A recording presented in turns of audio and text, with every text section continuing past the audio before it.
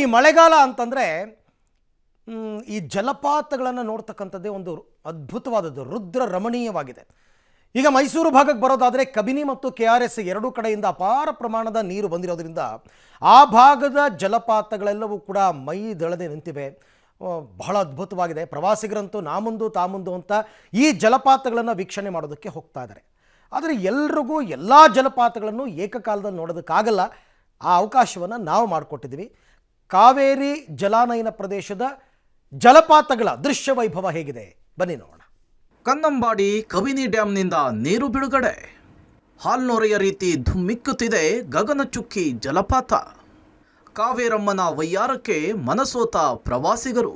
KRS ಹಾಗೂ ಕಬಿನಿ ಡ್ಯಾಂಗಳಿಂದ ನೀರು ಬಿಟ್ಟಿರುವ ಹಿನ್ನೆಲೆಯಲ್ಲಿ ಗಗನಚುಕ್ಕಿ ಜಲಪಾತದಲ್ಲಿ ಅಪರಿಮಿತ ನಿಸರ್ಗ ಸೌಂದರ್ಯವೇ ತುಂಬಿದೆ. ಮಂಡ್ಯ ಜಿಲ್ಲೆಯ ಮಳವಳ್ಳಿ ತಾಲೂಕಿನ ಗಗನಚುಕ್ಕಿ ಜಲಪಾತ ಕಾವೇರಿ ನದಿಯ ಭೋರ್ಗರೆತಕ್ಕೆ ಹಾಲ್ನೊರೆಯಂತೆ ಕಂಗೊಳಿಸ್ತಾ ಇದೆ. ಈ ಪ್ರಕೃತಿ ಸೌಂದರ್ಯವನ್ನು ಸವಿಯಲು ಪ್ರವಾಸಿಗರ ದಂಡೆ ಹರಿದು ಬಂದಿದೆ. KRS ಹಾಗೂ ಕಬಿನಿ ಜಲಾಶಯಗಳಿಂದ ಅಧಿಕ ಪ್ರಮಾಣದಲ್ಲಿ ಹೊರ ಹರಿವು ಬಿಟ್ಟಿರುವ ಹಿನ್ನೆಲೆಯಲ್ಲಿ ಕಾವೇರಿ ನದಿ ಉಕ್ಕಿ ಹರಿತಾ ಇದೆ. ಅದರಲ್ಲೂ ಕೂಡ ಗಗನಚುಕ್ಕಿಯಲ್ಲಿ ಸೌಂದರ್ಯದ ರಾಶಿಯೇ ಕೂಡ ಎದುರಾಗಿರುವಂಥದ್ದು. ನಾನಿದೀಗ ಮಂಡ್ಯ ಜಿಲ್ಲೆಯ ಮಳವಳ್ಳಿ ತಾಲೂಕಿನ ಗಗನಚುಕ್ಕಿಯಲ್ಲಿದ್ದೀನಿ. ದೃಶ್ಯದಲ್ಲಿ ಗಮನಿಸ್ತಾ ಇದ್ದೀವಿ, ಹಾಲ್ನೊರೆಯಂತೆ ಕಾವೇರಿ ನದಿ ಹರಿತಾ ಇರುವಂತಹ ದೃಶ್ಯಾವಳಿಗಳನ್ನ ಗಮನಿಸ್ತಾ ಇರುವಂಥದ್ದು. KRS ಅಣೆಕಟ್ಟೆಯಿಂದ 1,30,000 ಕ್ಯೂಸೆಕ್ಕು ಅಧಿಕ ಪ್ರಮಾಣದಲ್ಲಿ ಹೊರಹರಿವಿದೆ. ಅದೇ ನಿಟ್ಟಿನಲ್ಲಿ ಕಬಿನಿ ಜಲಾಶಯದಿಂದಲೂ ಕೂಡ 30,000 ಕ್ಯೂಸೆಕ್ಕು ಅಧಿಕ ಪ್ರಮಾಣದಲ್ಲಿ ಹೊರಹರಿವು ಇರುವಂಥದ್ದು. ಆ ನಿಟ್ಟಿನಲ್ಲಿ ಕಂಪ್ಲೀಟ್ ಆಗಿ ಕಾವೇರಿ ನದಿ ಉಕ್ಕಿ ಹರಿತಾ ಇದೆ. ಬೋರ್ಗರೆದು ಕಾವೇರಿ ನದಿ ಇಲ್ಲಿ ಹರಿತಾ ಇರುವಂತಹ ದೃಶ್ಯಾವಳಿಗಳನ್ನ ಗಮನಿಸ್ತಾ ಇದ್ದೀವಿ. ಈ ಒಂದು ಜಲಪಾತವನ್ನ ನೋಡೋದಕ್ಕೆ ಕಣ್ಮನ ಸೆಳೆಯುವಂತೆ ಇದೆ. ಅದು ಕೂಡ ಹಸಿರಿನ ಕಾನನ ಮಧ್ಯೆ ಬಿಳಿಯ ಹಾಲ್ನೊರೆಯಂತೆ ಕಾವೇರಿ ನದಿ ಹರಿತಾ ಇರುವಂಥದ್ದು.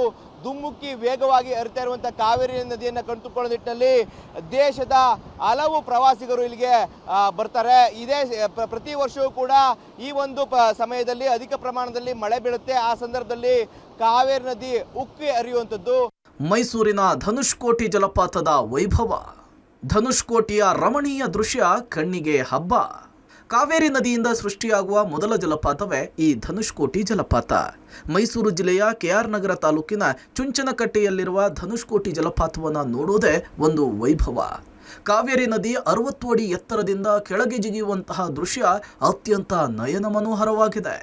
ಕಳೆದ 2 ವರ್ಷಗಳಿಂದಲೂ ಕೂಡ ಬರಿದಾಗಿದ್ದಂತಹ ಕಾವೇರಿಯ ಒಡಿಲು ಈಗ ತುಂಬಿದೆ. ಕಾವೇರಿ ಜಲಾನಯನ ಭಾಗದಲ್ಲಿ ಭಾರೀ ಪ್ರಮಾಣದಲ್ಲಿ ಮಳೆಯಾಗಿರುವಂಥ ಕಾರಣಕ್ಕೋಸ್ಕರವಾಗಿ ಕಾವೇರಿ ನದಿ ತುಂಬಿ ತುಳುಕ್ತಾ ಇದೆ. ತಾವೀಗ ಗಮನಿಸ್ತಾ ಇರುವಂತಹದ್ದು ಇದು ಮೈಸೂರು ಜಿಲ್ಲೆಯ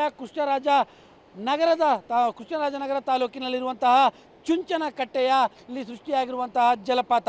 ಸುಮಾರು ಈ ಒಂದು ಜಲಪಾತ ಏನಿದೆ, ಈ ಒಂದು ಜಲಪಾತ ಕಾವೇರಿ ನದಿಯಿಂದ ಸೃಷ್ಟಿಯಾಗುವಂತಹ ಮೊದಲ ಜಲಪಾತ ಅನ್ನುವಂತಹ ಒಂದು ಖ್ಯಾತಿಯನ್ನು ಕೂಡ ಪಡೆದಿರುವಂತಹದ್ದು. ಪ್ರಮುಖವಾಗಿ ಸುಮಾರು 75 ಅಡಿಗಳ ಎತ್ತರದಿಂದ ಕಾವೇರಿ ನದಿ ಇಲ್ಲಿ ಧುಮುಕುವಂಥ ಕಾರಣಕ್ಕೋಸ್ಕರವಾಗಿ ಒಂದು ದೊಡ್ಡ ಮಟ್ಟದ ಒಂದು ಜಲಪಾತವೇ ಇಲ್ಲಿ ಸೃಷ್ಟಿಯಾಗಿದೆ. ಪ್ರಮುಖವಾಗಿ ಈ ಒಂದು ಜಲಪಾತಕ್ಕೂ ಪೌರಾಣಿಕವಾದಂಥ ಒಂದು ಐತಿಹ್ಯ ಇದೆ. ಶ್ರೀರಾಮಚಂದ್ರ ವನವಾಸದ ಸಂದರ್ಭದಲ್ಲಿ ತನ್ನ ಪತ್ನಿ ಸೀತಾದೇವಿಯ ಜೊತೆಯಲ್ಲಿ ಈ ಒಂದು ಸ್ಥಳಕ್ಕೆ ಬಂದಿದ್ದ ಅನ್ನುವಂತಹ ಒಂದು ಪೌರಾಣಿಕವಾದಂತಹ ಒಂದು ಕಥೆಯೂ ಕೂಡ ಇದೆ. ಜೋಗದ ಜಲಸಿರಿ, ಮುತ್ತಿನ ಹನಿಗಳ ವೈಭವ. ರಾಜ ರಾಣಿ ರೋರೋ ರಾಕೆಟ್, ಒಂದಕ್ಕಿಂತ ಒಂದು ಸೊಬಗು. ಶರಾವತಿ ನದಿ ಕಣಿವೆಯಲ್ಲಿ ಭಾರೀ ಮಳೆ ಸುರಿತಾ ಇರೋದ್ರಿಂದಾಗಿ ಶಿವಮೊಗ್ಗ ಜಿಲ್ಲೆಯ ಸಾಗರ ತಾಲೂಕಿನ ವಿಶ್ವವಿಖ್ಯಾತ ಜೋಗ ಜಲಪಾತ ಮೈದುಂಬಿ ಧುಮ್ಮಿಕ್ತಾ ಇದೆ. ಕ್ಷೀರಸಾಗರವೇ ಹರಿತಾ ಇದೆ ಎನ್ನುವಂತೆ ಭಾಸವಾಗ್ತಿದೆ. ರಾಜ ರೋರೋ ರಾಕೆಟ್ ರಾಣಿ ಫಾಲ್ಸ್ಗಳು ಒಂದಕ್ಕಿಂತ ಒಂದು ವಯ್ಯಾರದಿಂದ ಧುಮ್ಮಿಕ್ತಾ ಇದ್ದು ಪ್ರವಾಸಿಗರ ಕಣ್ಣಿಗೆ ರಸದೌತಣವನ್ನೇ ಉಣಬಡಿಸಿದೆ. ಮಲೆನಾಡಿನಲ್ಲಿ ಕಳೆದ 15 ದಿನಗಳಿಂದ ಧಾರಾಕಾರ ಮಳೆ ಸುರಿತಾ ಇದೆ. ಧಾರಾಕಾರ ಮಳೆ ಹಿನ್ನೆಲೆಯಲ್ಲಿ ವಿಶ್ವವಿಖ್ಯಾತ ಜೋಗ ಜಲಪಾತಕ್ಕೆ ಜೀವ ಕಳೆ ಬಂದಿದೆ ಅಂತಲೇ ಹೇಳ್ಬೋದು. ನಾವು ಇವತ್ತು ಜೋಗ ಜಲಪಾತದ ಬಳಿಯಲ್ಲೇ ಇದ್ದೀವಿ. ನೀವು ನೋಡ್ಬೋದಾಗಿದೆ, ಜೋಗದಲ್ಲಿ ಶರಾವತಿ ನದಿ ಧುಮ್ಮಿಕ್ಕಿ ಹರಿತಿದ್ದಾಳೆ. ಅಂದರೆ ಕಳೆದ 15 ದಿನಗಳ ಹಿಂದೆ ಈ ಜಲಪಾತ ಸೊರಗಿ ಹೋಗಿತ್ತು. ಆದರೆ ಯಾವಾಗ ಮಳೆ ಅಬ್ಬರದಿಂದ ಸುರಿತಾ ಇದೆ, ಅಂದರೆ ಮಲೆನಾಡಿನಲ್ಲಿ ಧಾರಾಕಾರವಾಗಿ ಸುರಿತಾ ಇದೆ. ಹೀಗಾಗಿ ಶರಾವತಿ ನದಿ ಜೋಗದಲ್ಲಿ ಧುಮ್ಮಿಕ್ಕಿ ಹರಿತಿದ್ದಾಳೆ. ಅಂದರೆ 960 60 ಅಡಿ ಆಳದಿಂದ ಈ ಒಂದು ಜಲಪಾತ ಧುಮ್ಮಿಕ್ಕೆ ಹರಿತಾ ಇದೆ. ರಾಜ ರೋರರ್ ರಾಕೆಟ್ ರಾಣಿ ಶರಾವತಿ ನದಿ ಇಲ್ಲಿ ಧುಮ್ಮಿಕ್ಕೆ ಹರಿತಿದ್ದಾಳೆ.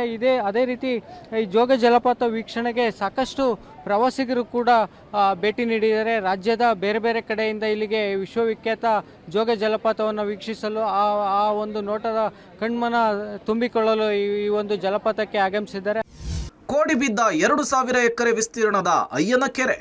ಅಲೆಗಳಂತೆ ಉಕ್ಕುತ್ತಿರುವ ಕೆರೆ ಕಾಣಲು ಬಂದ ಪ್ರವಾಸಿಗರು. ಪಶ್ಚಿಮ ಘಟ್ಟಗಳ ತಪ್ಪಲಿನಲ್ಲಿ ಭಾರೀ ಮಳೆಯ ಹಿನ್ನೆಲೆಯಲ್ಲಿ ಚಿಕ್ಕಮಗಳೂರು ಜಿಲ್ಲೆ ಕಡೂರು ತಾಲೂಕಿನ ಅಯ್ಯನ ಕೆರೆ ಕೋಡಿ ಬಿದ್ದಿದೆ. ಸಮುದ್ರದ ಅಲೆಗಳಂತೆ ಹರಿತಾ ಇರುವಂತಹ ಕೆರೆಯನ್ನು ನೋಡಲಿಕ್ಕೆ ಪ್ರವಾಸಿಗರ ದಂಡೆ ಹರಿದು ಬರ್ತಿದೆ. ಸುತ್ತಲೂ ಮುಗಿಲೆತ್ತರದ ಬೆಟ್ಟ ಗುಡ್ಡಗಳು. ಆ ಬೆಟ್ಟ ಗುಡ್ಡಗಳ ಮಧ್ಯೆ ಒಂದು ಕೆರೆ. ಸುಮಾರು 2000 ಹೆಕ್ಟೇರ್ ವಿಸ್ತೀರ್ಣದ ಈ ಅಯ್ಯನ ಕೆರೆಯ ಸೌಂದರ್ಯವನ್ನು ನೋಡೋದಕ್ಕೆ 2 ಕಣ್ಣುಗಳು ಕೂಡ ಸಾಲದಲ್ಲೇ ಇರುವಂಥದ್ದು. ಕಳೆದ 15 ದಿನಗಳಿಂದ ಮುಳ್ಳಯ್ಯನಗಿರಿ ತಪ್ಪಲಿನಲ್ಲಿ ಸುರಿತಿರುವಂತಹ ಧಾರಾಕಾರ ಮಳೆಯಿಂದಾಗಿ ಸುಮಾರು 2000 ಹೆಕ್ಟೇರ್ ವಿಸ್ತೀರ್ಣದ ಅಯ್ಯನ ಕೆರೆ ಕೋಡಿ ಬಿದ್ದಿದ್ದು ಒಂದು ಹೊಸ ಲೋಕವನ್ನೇ ಸೃಷ್ಟಿ ಮಾಡಿರುವಂಥದ್ದು. ನಾನೀಗ ಅಯ್ಯನ ಕೆರೆಯ ಮುಂಭಾಗದಲ್ಲೇ ಇರುವಂಥದ್ದು ನೋಡ್ಬೋದು. ಇದು ಚಿಕ್ಕಮಗಳೂರು ಜಿಲ್ಲೆ ಕಡೂರು ತಾಲೂಕಿನ ಸಕ್ರಾಯಪಟ್ಟಣ ಸಮೀಪದ ಅಯ್ಯನ ಕೆರೆ. ಅಂತಂದರೆ ಸುಮಾರು 7 ಗುಡ್ಡಗಳ ಮಧ್ಯೆ ಇರುವಂಥ ಈ ಒಂದು ಅಯ್ಯನ ಕೆರೆ ಇದೀಗ ಸಂಪೂರ್ಣವಾಗಿ ತುಂಬಿ ಕೋಡಿ ಬಿದ್ದಿರೋದ್ರಿಂದ ಜಲಪಾತದ ರೀತಿಯಲ್ಲಿ ಹಾಲ್ನೊರೆ ಅಂತೆ ಉಗ್ತಿರುವಂಥ ಈ ಒಂದು ಅಯ್ಯನ ಕೆರೆ ಕೂಡ ಇದೀಗ ಪ್ರವಾಸಿ ತಾಣವಾಗಿರುವಂಥದ್ದು. ಯಾಕೆಂದರೆ ಮುಳ್ಳಯ್ಯನಗಿರಿ ಏನು ಪಶ್ಚಿಮ ಘಟ್ಟಗಳ ತಪ್ಪಲಿನಲ್ಲಿ ಸುರಿಯುವಂಥ ಮಳೆ ಸಂಪೂರ್ಣವಾಗಿ ನೀರು ಮದಗದ ಕೆರೆಗೆ ಬರುವಂಥದ್ದು ಮತ್ತು ಇನ್ನು ಅಯ್ಯನ ಕೆರೆಗೆ ಬರುವಂಥದ್ದು. ಕಳೆದ 15-20 ದಿನಗಳಿಂದ ಪಶ್ಚಿಮ ಘಟ್ಟಗಳ ತಪ್ಪಲು ಮುಳ್ಳಯ್ಯನಗಿರಿ, ಸೀತಾಳಯ್ಯನಗಿರಿ, ದತ್ತಪೀಠ ಈ ಭಾಗದಲ್ಲಿ ಧಾರಾಕಾರವಾಗಿ ಮಳೆ ಸುರಿಯುತ್ತಿರೋದ್ರಿಂದ ಇದೀಗ ಅಯ್ಯನ ಕೆರೆ ಸಂಪೂರ್ಣವಾಗಿ ಬಿದ್ದು ಈಗ ಕೋಡಿ ಬಿದ್ದಿರುವಂಥದ್ದು ನಾವು ನೋಡ್ಬೋದು. ವಿಜರ್ಸಲು ಕೂಡ ಈಗಾಗಲೇ ಯಾವ ರೀತಿ ನೀರು ಈಗ ಹಾಲ್ನೊರೆಯಂತೆ ಧುಮ್ಮಿಕ್ಕಿ ಜಲಪಾತದಂತೆ ಈ ಒಂದು ಜಲಪಾತದ ಒಂದು ಸ್ವರೂಪ ಪಡೆದಿರುವಂಥದ್ದು.